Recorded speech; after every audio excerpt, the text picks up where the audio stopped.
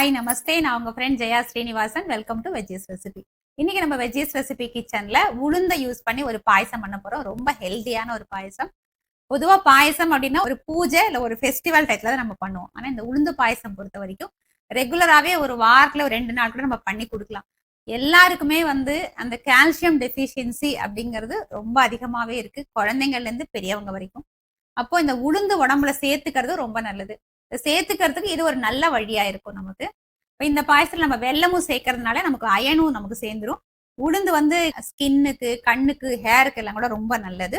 குழந்தைங்களுக்கு ஈவினிங் நம்ம ஏதாவது கொடுப்போம் இல்லையா, அது நம்ம இந்த உளுந்து பாயசம் கூட அவங்களுக்கு பண்ணி கொடுக்கலாம். இனிப்பு அப்படிங்கறனால விரும்பி சாப்பிட்டுருவாங்க. ஃபர்ஸ்ட் டைம் சேனலை பாத்தீங்கன்னா ப்ளீஸ் சப்ஸ்கிரைப் பண்ணுங்க, பெல் ஐக்கானை கிளிக் பண்ணி ஆல் ஆப்ஷன் கொடுத்துட்டீங்கன்னா நான் போடக்கூடிய எல்லா வீடியோஸும் குயிக்கா உங்களுக்கு ரீச் ஆகும். வாங்க இந்த உளுந்து பாயசம் ஈஸியா எப்படி பண்றதுன்னு பார்க்கலாம். உளுந்து பாயசம் பண்ணுறதுக்கு ஸ்டவ்வில் ஒரு பேன் வச்சுருக்கேன். இதில் ஒரு சின்ன கப்பு வெள்ளை உளுந்து ஆட் பண்ணிக்கிறேன். தோல் உளுந்து வேணாலும் நம்ம ஆட் பண்ணிக்கலாம், அதுவும் நல்ல டேஸ்ட்டாக இருக்கும். ஸ்டவ் ஃப்ளேமை சிம்மில் வச்சுக்கிட்டு இந்த உளுந்தை நல்லா வாசனை வர்ற வரைக்கும் நம்ம செவக்க வறுத்துக்கணும். வெயிட் அப்படின்னு பார்த்தோம்னா இந்த உளுந்து ஒரு 50 கிராம் இருக்கும்.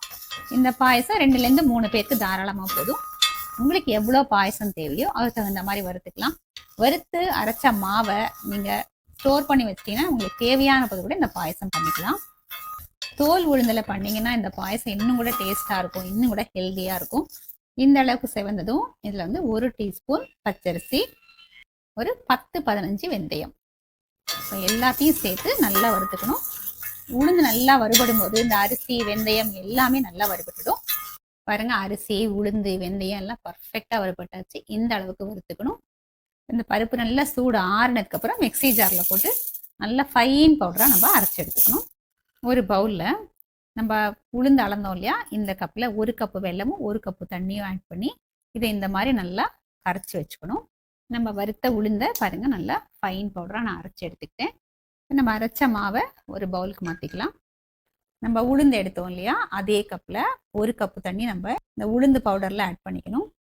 இதை கட்டி இல்லாமல் நல்லா கரைச்சிக்கணும். இன்னும் கொஞ்சம் தண்ணி ஆட் பண்ணிக்கலாம். பாருங்கள், இந்த மாதிரி நல்லா கட்டி இல்லாமல் கரைச்சிக்கணும். இது கரைக்கிறதுக்கு நம்ம உளுந்து அளந்தோம் இல்லையா, இந்த கப்பில் 2.5 கப்பு தண்ணி ஆட் பண்ணியிருக்கேன். அதே பேனில் 1 டீஸ்பூன் நெய் ஆட் பண்ணிக்கணும். கொஞ்சம் முந்திரி, பாதாம் ரெண்டையும் கட் பண்ணி இது 1 டேபிள் ஸ்பூன் அளவு இருக்கும்.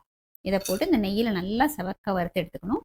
ஃப்ளேம் நல்லா சிம்மில் வச்சு நம்ம வறுத்தோம் அப்படின்னா நல்லா ஒரே மாதிரி ஈவனாக நல்லா வறுபட்டுடும். முந்திரியும் பாதாமும் இந்த மாதிரி லேசாக வறுபட்டதும் 1 டேபிள் ஸ்பூன் தேங்காய் துருவல் ஆட் பண்ணிக்கோங்க. இல்லை பல்லாக கூட நம்ம கீரி கூட போட்டுக்கலாம், அதுவும் நல்லாயிருக்கும்.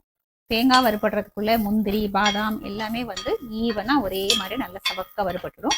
ஸ்டவ் ஆஃப் பண்ணிட்டு நம்ம வேறு பவுலுக்கு மாற்றிக்கலாம். அதே பேனில் நம்ம உளுந்து வறுத்த கப்பால் ஒரு 2 கப்பு தண்ணி ஆட் பண்ணிக்கணும். தண்ணி லேசாக வெது நானா போதும், கொதிக்க விட்டுறக்கூடாது. அதில் நம்ம இந்த கரைச்சி வச்ச உளுந்து மாவை ஆட் பண்ணிக்கணும். ஸ்டவ் ஃப்ளேமை சிம்மில் வச்சுட்டு இதை நல்லா கலந்து விடணும். மிக்ஸ் பண்ணாமல் விட்டோம்னா அடியில் அப்படியே கட்டி தட்ட ஆரம்பிச்சிடும். நல்லா வேகிற வரைக்கும் ஸ்டவ் ஃப்ளேமை சிம்மில் வச்சுட்டு நம்ம நல்லா அப்படியே கலந்துக்கிட்டே இருக்கணும். இது ஒரு 5லேருந்து 7 நிமிஷம் ஆகும் வேகிறதுக்கு. ஒருவேளை ரொம்ப திக்காச்சு அப்படின்னா நம்ம கொஞ்சம் சுடு தண்ணி பக்கத்தில் வச்சுட்டு அதை ஆட் பண்ணிக்கணும்.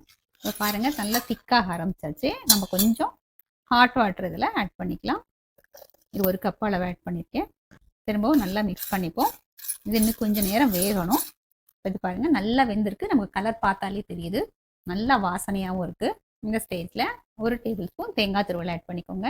தேங்காய் துருவல் அதிகமாகவும் சேர்த்துக்கலாம், நல்லாயிருக்கும்.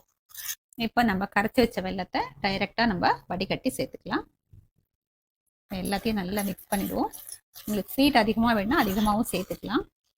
வெல்லம் சேர்த்ததுக்கப்புறம் இந்த பாயசம் ஒரு 2 நிமிஷத்துக்கு கொதிச்சா போதும். நல்லா கொதிக்க ஆரம்பிச்சாச்சு. நம்ம வறுத்து வச்ச முந்திரி, பாதாம், தேங்காய் எல்லாத்தையும் ஆட் பண்ணிடுவோம். எல்லாத்தையும் மிக்ஸ் பண்ணிடுவோம். கொஞ்சமாக ஏலக்காய் தூள் சேர்த்துப்போம். நல்லா கலந்துடலாம். நம்மளோட உளுந்து பாயசம் சர்விங்க்கு ரெடி. இப்போ ஸ்டவ் ஆஃப் பண்ணிட்டு சர்விங் பவுலுக்கு மாற்றிக்கலாம். உளுந்து பாயசம் சுவாமிக்கு நைவேத்தியம் பண்ணிட்டு சர்விங்க்கு ரெடி. டேஸ்ட் பண்ணி பார்த்துறேன். பிரசாதம் கண்டிப்பாக ரொம்ப நல்லாவே இருக்கும். நல்ல உளுந்து வாசனையோட ரொம்ப நல்லா இருக்கு. நான் எப்பவுமே ஸ்வீட் கொஞ்சம் கம்மியாக தான் போடுவேன். நீங்க கொஞ்சம் அதிகமாக சேர்த்துக்கோங்க, அப்பதான் குழந்தைங்களுக்கும் எல்லாருக்குமே பிடிக்கும். கண்டிப்பா அந்த பாயசம் நீங்க ட்ரை பண்ணி பாருங்க. எப்படி இருந்தாலும் கமெண்ட்ல சொல்லுங்க. லைக் பண்ணுங்க, உங்க ஃப்ரெண்ட்ஸ் அண்ட் ஃபேமிலியோட ஷேர் பண்ணுங்க. புது ரெசிபியோட நாளைக்கு நான் உங்களை மீட் பண்றேன். தேங்க்ஸ் ஃபார் வாட்சிங்.